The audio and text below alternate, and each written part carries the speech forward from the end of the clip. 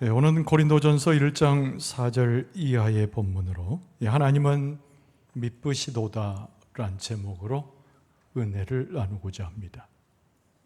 오늘 읽은 본문의 말씀의 마지막 부분을 딴 제목이죠. 하나님은 미쁘시도다.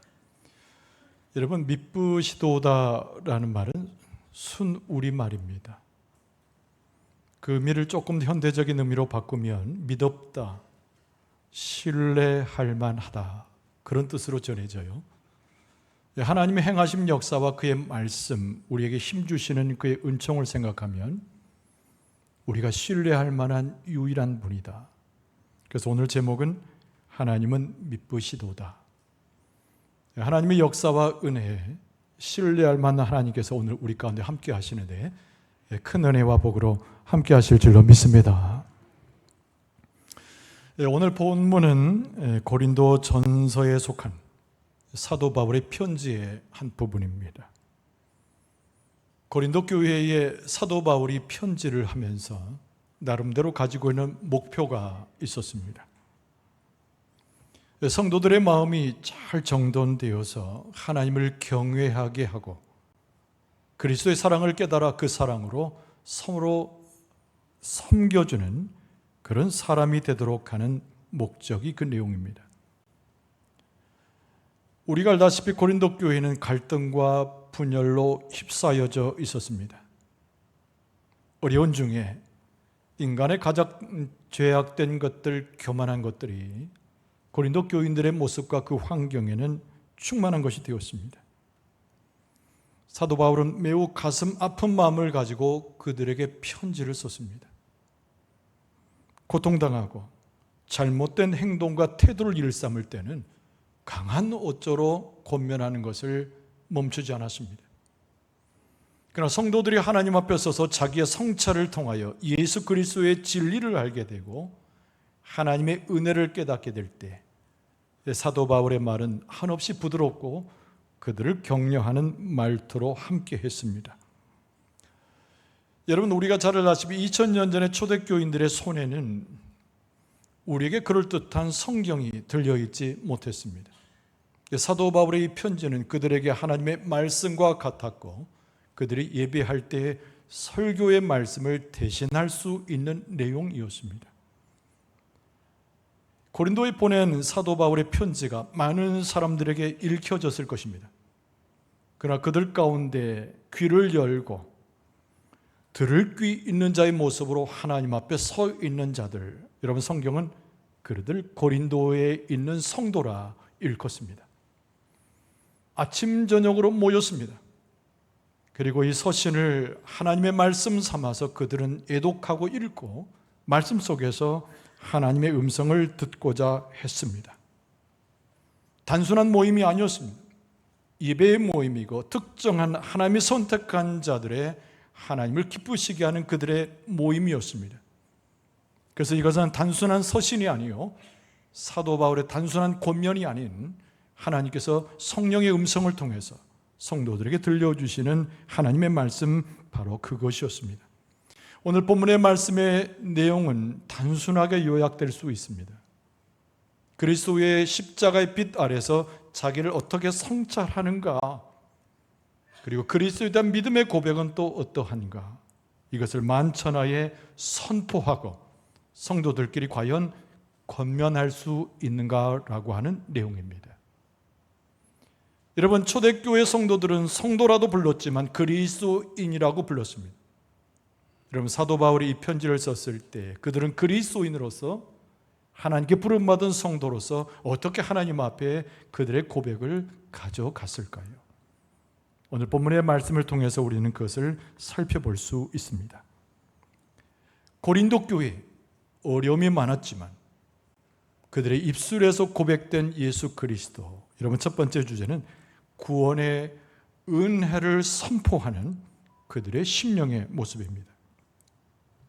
오늘 본문의 말씀 4절에는 그리스도 예수 안에서 너희에게 주신 하나님의 은혜로 말미암아 내가 너희를 위하여 항상 하나님께 감사한다라고 썼습니다.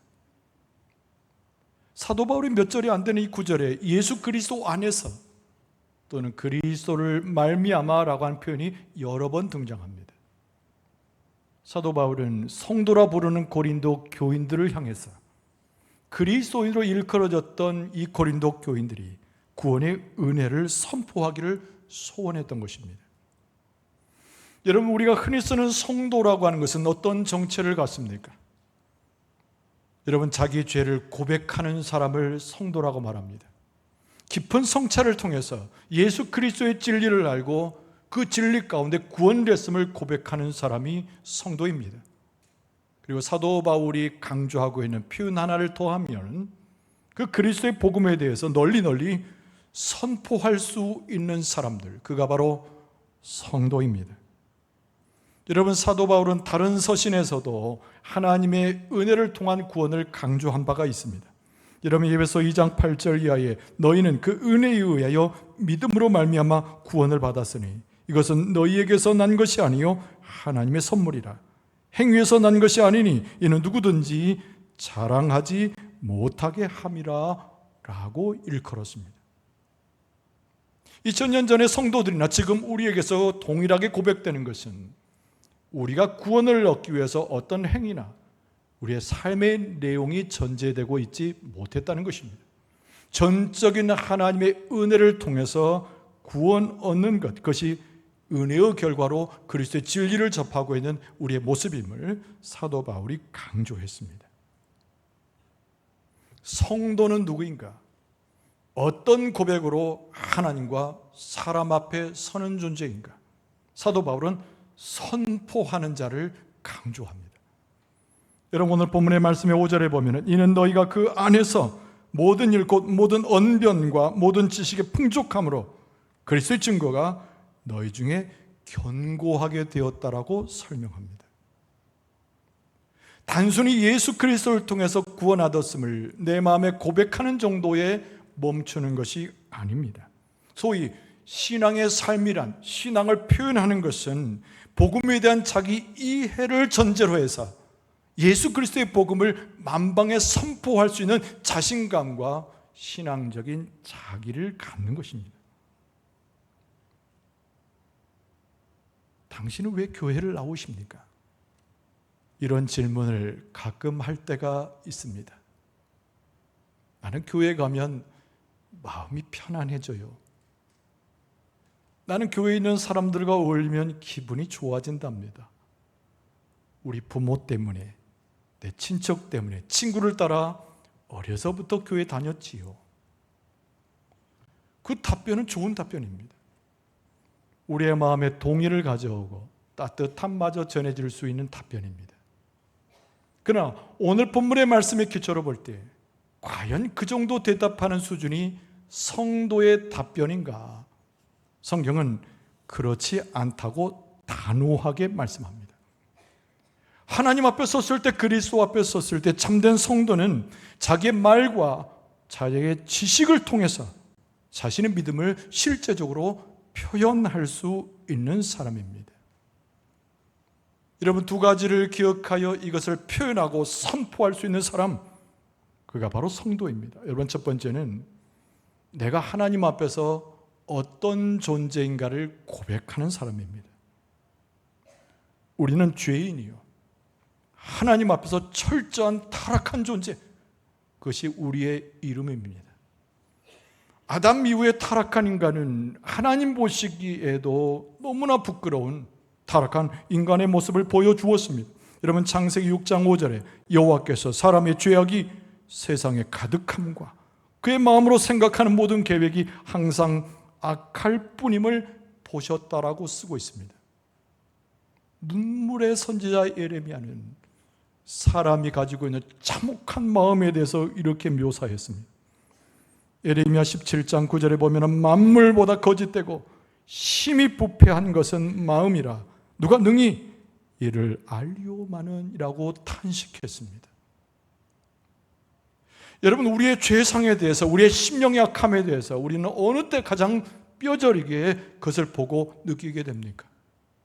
당연히 예수 그리스도 앞에 섰을 때 내가 얼마나 깊은 죄인이고 타락한 자인가를 깨닫게 됩니다. 일찍이 사도 요한은 예수 그리스도께서는 우리를 찾아오셨음에 우리 안에 비추어지는 어두움을 비춰주는 참빛으로 예수님을 묘사했습니다.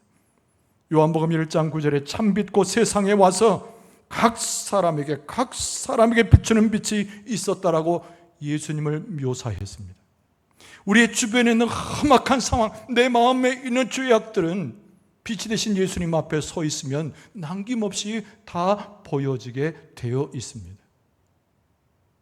나라고 하는 존재가 하나님 앞에서 사람 앞에서 모든 것 가운데 얼마나 악한 존재인가, 이것을 고백할 수 있는 사람이 성도입니다.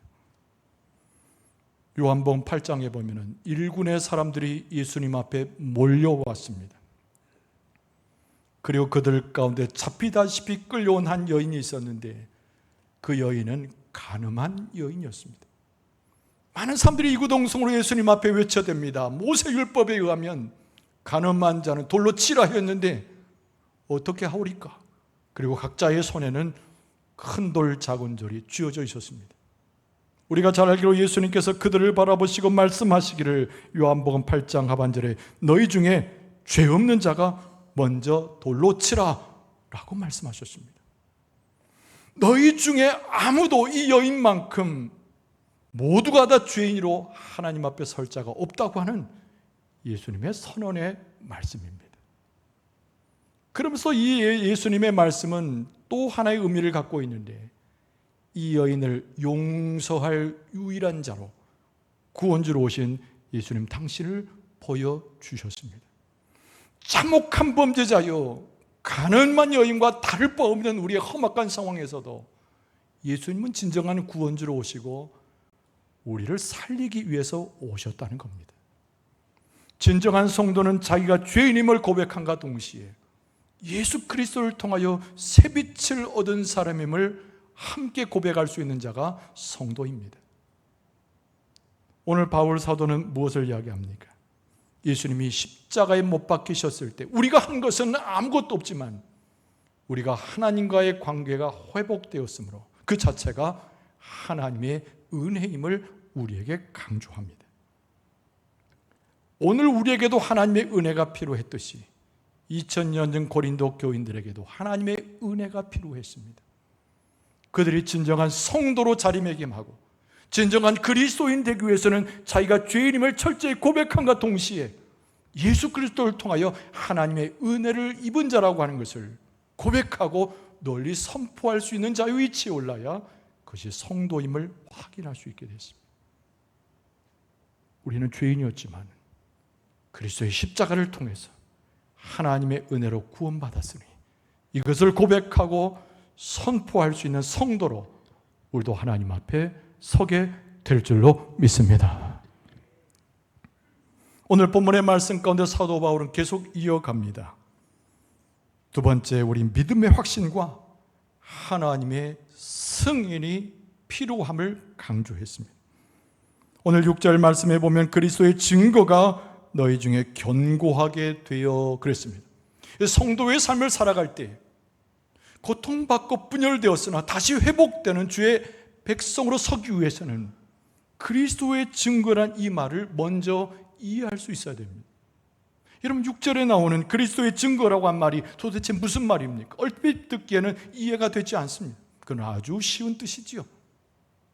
예수 그리스도를 증언하는 모든 말과 행위들을 이야기합니다. 예수님께서 이 땅에 오셔서 진리의 말씀을 선포하셨습니다. 천국의 말씀을 선포하셨습니다. 예수님은 삶 자체로 하나님의 생명을 선포하셨고 예수 그리스도인 십자가 위에서 구원주로 오셨음을 유감없이 우리에게 보여주셨습니다. 그것이 그리스도의 증거입니다. 초대교회는 변변한 성경책 한 권도 없었고 그들의 삶을 가르치는 교역자도 없었고 그들은 모여서 신앙의 연조는 짧았지만 그리스도의 증거가 그들 가운데는 충만했음을 사도 바울은 언급합니다. 바꿔 말하면 그리스도의 증거가 그들을 확증했던 것입니다. 6절 말씀을 다시 보면 그리스도의 증거가 너희 중에 견고하게 되었다는 이 말씀은 그리스도의 증거가 너희들의 삶의 영역이 확증되고 있었음을 말씀합니다. 여러분, 초대교회 성도는 그 어느 때보다도 간증이 있었어요. 내가 예수 그리스도를 통해서 어떻게 구원함을 받고, 예수 그리스도를 통해서 어떻게 새빛의 삶을 살고, 예수 그리스도를 통해서 어떻게 밝은 인생을 살았는지에 대한 자기의 간증거리가 너무 많았습니다. 그리고 그 간증을 통해서 서로 함께하고 서로 섬기는 가운데 교회를 섬기기 시작했다는 겁니다. 초대교회는 무너지고 회파되었던 것들이 회복되는 과정에서 이들의 간증과 신앙의 고백으로 모든 것이 겹겹이 쌓아 올라가기 시작했습니다. 그럼 여러분, 여기서 우리가 하나 생각해 보세요. 그들의 간증은 과연 성경적이었는가? 그들이 경험한 것들을 옳고 그름을 누가 판단해 주었는가? 그리스도의 증거가 그들 가운데 충만할 수 있도록, 확증되어질 수 있도록 그 누가 간섭했는가의 질문을 해보게 됩니다. 사도 바울은 절대 잊지 아니하고 가르쳐 주었느니 그것이 바로 하나님 보내신 성령의 역사를 통해서 그리스도의 증거가 그들 가운데 충만했음을 말씀하고 있습니다. 여러분, 7절 말씀에 보면 너희가 모든 은사에 부족함이 없이 우리 주 예수 그리스도의 나타나심을 기다림이라 그랬습니다. 하나님께서 아무런 지식도 없고 아무런 능력이 없는 자 같았으나 그들 가운데 성령의 은혜와 은사를 부어주심으로 그들의 성령의 역사를 따라 그리스도의 진리로 그들이 견고하게 되었다고 하는 말씀입니다. 근데 여러분, 7절 하반절에 뭐라고 되어 있습니까? 우리 주 예수 그리스도의 나타나심을 기다렸다고 되어 있습니다. 여러분, 초대교회 성도들은 기도하는 자들이었습니다. 기다림이라고 하는 것은 성령의 오심과 하나님의 은혜를 기다리는 그들의 행태를 표현해 주고 있습니다. 여러분, 초대교회는 성령의 역사를 통해서 이루어진 교회입니다. 초대교회는 기도를 통해서 하나님의 역사와 연결되었던 교회입니다. 그들에게 성령의 충만함이 임할 때 그들은 예수 그리스도의 은혜와 그리스도의 증거가 그들 가운데 확증되어졌습니다. 여러분, 그런 은혜가 우리 가운데도 충만하게 될 줄로 믿습니다. 여러분, 고린도전서 12장을 보세요. 우리가 잘 아는 대로 고린도전서 12장은 은사장으로 알려져 있습니다. 13장을 포함하고 있는 것은 당연합니다. 여러분, 그런데 고린도전서 12장에 소위 말하는 성령의 은사장에 뭐라고 말씀합니까? 제일 먼저 그 말씀에 강조되고 있는 것은 성령이 어디로부터 왔는가? 하나님, 유일하신 하나님, 한 분 하나님으로부터 우리에게 주어졌다고 강조합니다. 여러분, 고린도전서 12장 4절을 보면은 은사는 여러 가지나 성령은 같고 직분은 여러 가지나 주는 같으며 또 사역은 여러 가지나 모든 것을 모든 사람 가운데 이루시는 하나님은 같으니라. 할렐루야. 성령이 하나님으로부터 온 것이 말과 생각과 자기의 언변을 통해서 그리스도를 증거하고 선포하고자 했던 이 초대교인들에게 성령을 물붓듯이 하나님께서 부어주셔서 그리스도의 증거가 그들 가운데 충만하도록 역사하셨다는 겁니다. 그런데 이것이 한 개인을 잘 되게 하는 일이 아닙니다. 그 사람의 영달을 위해서 성령 충만이 온 것이 아닙니다. 어떤 사람이 우뚝 서서 교회가 지도자가 되기 위해서 성령 충만이 온 것이 아니라 모두에게 유익하기 위해서, 교회를 세우기 위해서 성령의 역사가 있었음을 말씀합니다. 여러분, 7절 말씀에 각 사람에게 성령을 나타내심은 유익하게 하려 하심이라. 여러분, 성령의 역사가 오니 엄청나게 부서지고 회파되었던 초대교인 고린도 교회가 일어서기 시작합니다. 치유의 역사가 있었던 것이죠. 방언을 말하며 하나님의 나라의 일들을 논의하기 시작했습니다. 무너졌던 심령이 세워져서 하나님 앞에 기도하기 시작했고 하늘의 노래로 하나님을 찬송하기 시작했습니다. 여러분, 불의에 대하여 항거할 수 있는 예언적인 말씀도 선포하게 됐고 그리스도의 복음을 많이 알았던 자처럼 그들을 교육하는 교사처럼 세워졌고 예수 그리스도의 온유와 겸손을 배워서 사람들을 환대하고 품어 안을 수 있는 심성이 그들 가운데 가득 차 있었다는 겁니다. 여러분, 고린도전서 12장 8절 이하에 보면은 어떤 사람에게는 성령으로 말미암아 지혜의 말씀을, 어떤 사람에게는 같은 성령을 따라 지식의 말씀을, 다른 사람에게는 같은 성령으로 믿음을, 어떤 사람에게는 한 성령으로 병 고치는 은사를, 어떤 사람에게는 능력 행함을, 어떤 사람의 예언함을, 어떤 사람의 영들 분별함을, 다른 사람에게 각종 방언 말함을, 어떤 사람은 방언을 통역함을 주시나니. 할렐루야. 그 놀라운 영의 은사가, 하나님의 성령 영사가 부어짐에 초대교회 무너지고 회파되었던 고린도 교인들이 일어서기 시작하는데, 그들 가운데 그리스도의 증거가 충만해지고 그리스도의 십자가의 표적이 들어가고 그들이 입술로 하나님을 찬송하는데, 하늘로부터 하나님으로부터 주어진 성령이 그들 가운데 충만했다고 오늘 본문의 말씀에 말합니다. 모든 사람이 한 가지로 모여지는데 그것이 성령의 역사로 모여진다고 또 말씀합니다. 여러분 11절 말씀에 보면 이 모든 일은 같은 한 성령이 행하사 그의 뜻대로 각 사람에게 나누어 주시는 것이니라. 한 성령이 하느님으로부터 와서 오늘도 우리 가운데 불태우고 우리를 치유하시고 역사하시는데, 이 가운데도 하나님의 성령이, 하나님의 영이, 영의 충만함이 충만하게 될 줄로 믿습니다. 성령의 역사로 일어섰던 고린도 교회, 그리스도의 십자가의 흔적과 예수 그리스도의 표적으로 충만했던 그들 가운데 하나님의 약속이 사도 바울의 입술을 통해서 던져지고 있어요. 오늘 본문의 말씀 8절이 그 내용입니다. 주께서 너희를 우리 주 예수 그리스도의 날에 책망할 것이 없는 자로 끝까지 견고하게 하시리라. 우린 죄인이었어요. 허물이 많습니다. 가는 곳마다 문제를 일으켜요. 그럼에도 불구하고 예수 그리스도의 흔적이 있고 예수 그리스도의 증거가 있고 성령이 인도하시니 우리가 마지막 심판대 앞에 섰을 때에도 책망할 것이 없는 자로 우리를 견고하게 세우신다는 말씀이 여기에 나옵니다. 할렐루야, 할렐루야.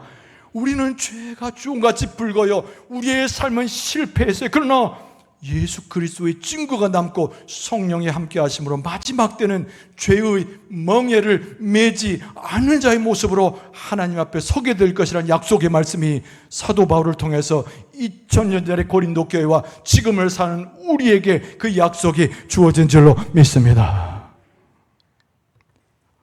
오늘 마지막 절의 말씀을 하나님께서 부르시는 그 하나님의 신실하심이 어떠한가를 잘 보여주고 있습니다. 여러분 9절 말씀에 보면 너희를 불러 그의 아들 예수 그리스도 우리 주와 더불어 교제하게 하시는 하나님은 미쁘시도다. 오늘 본문의 말씀이 계속되는 반복은 예수 그리스도 안에서 예수 그리스도로 말미암아 예수 그리스도의 역사를 통하여 놀랍게 역사되는데, 하나님은 너무 미쁘신 분이에요. 하나님은 신뢰할 만한 우리 하나님이시고 하나님은 믿어오신 분이고 우리에게 끝까지 사랑을 베푸시기 때문에 사도 바울은 하나님 미쁘신 하나님을 찬송하면서 오늘 본문의 말씀을 마감하고 있습니다. 하나님은 미쁘시도다. 우리가 신뢰할 만하고 우리가 사랑할 만하고 우리가 경외할 만한 우리 하나님, 하나님께서 오늘 여러분과 제 심령에 오늘 우리의 자리에 충만하게 임하실 줄로 믿습니다. 여러분 그리스도를 통해서 하나님의 위대한 역사는 벌어지는데 우리는 그 하나님의 역사를 인정해야 합니다. 거기에 대해서 감사의 마음을 가질 수 있어야 합니다. 하나님의 위대한 역사는 우리가 알지 못해도 세밀하시며 정확하시며 하늘에서 행하신 것처럼 오늘 우리 땅에도 행하신 것이 하나님의 역사입니다. 하나님의 뜻이 있고 하나님의 목적이 있음에 우리는 거기에 순종하고 그 하나님의 목적대로 우리의 삶을 살아갈 수 있어야 합니다. 여러분 우리의 삶 가운데는 함께 모여 있는지라 강한 자도 있고 약한 자도 있습니다. 많이 배운 자도 있고 그렇지 못한 자도 있으며, 그리고 세상 가운데 부유한 자도 있고 가난한 자도 있습니다. 그가 아무 상관없이 형제를 돌아보고 자매를 돌아보고 성령의 은혜 가운데 함께하게 될 때 교회의 공동체는 든든히 서가고 우리의 삶과 우리의 심령은 주 안에서 견고히 서가게 될 줄로 믿습니다. 하나님의 역사를 이루게 될 줄로 믿습니다. 성령의 충만한 역사가 이루어지게 될 줄로 믿습니다. 성도라고 하는 것은 자기 죄를 깨닫고 그리스도의 십자가의 은혜를 소유하여 만방에 그 하나님의 은혜를 선포하는 사람을 성도라고 말합니다. 우리는 하나님이 인정해 주시는 성도, 그리스도인인 줄로 믿습니다. 하나님의 자녀들인 줄로 믿습니다. 그리스도를 따라가는, 그리스도의 사역을 나가는, 십자가를 지고 하는 예수 그리스도의 제자인 줄로 믿습니다. 하나님의 풍성한 은혜, 미쁘신 하나님께서 도우시는 여러분과 저의 삶이 되어 하나님의 영광 가운데 걸어가 승리하는 여러분과 저의 모습 되을 수 있기를 주의 이름으로 축원합니다.